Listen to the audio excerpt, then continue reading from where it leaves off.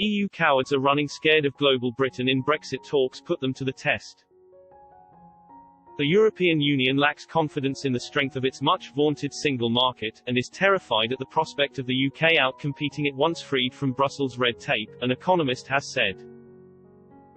Mark Littlewood, CEO of the Institute for the Economic Affairs think tank, said the EU instead needed to accept and even embrace the prospect of competition on its doorstep, stressing it was time for the bloc to be put to the test.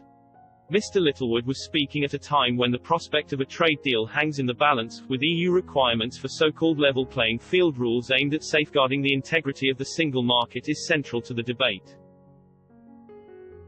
Mr. Littlewood told Express.co.uk, the single market doesn't really seem to be about competition anymore, it seems to be about uniformity. The important thing is to keep out absolutely everything which does not exactly accord with every last comma of EU regulations.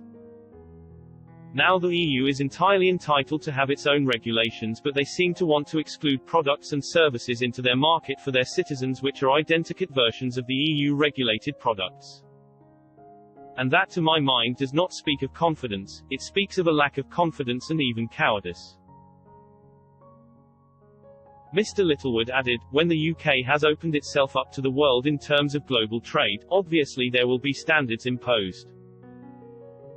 But we have to accept into our markets products that are not regulated in exactly the same way and on the same basis as UK products. American products that come to our market are not regulated by UK agencies. After Brexit, the UK would be able to adopt a more flexible approach, by accepting the fact that a product had been signed off by, for example, a US, or a German, or an EU agency, it was good enough for the domestic market, Mr. Littlewood suggested. He added, and I think the EU should take the same view.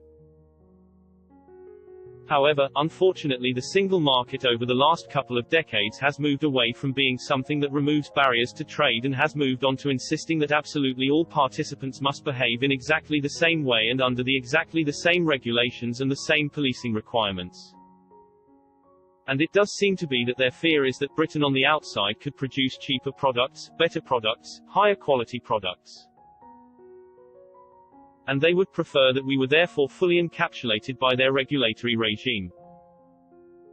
If their regulatory regime is so awesome and immaculate, they should have nothing to fear, but it should be put to the test in an open market.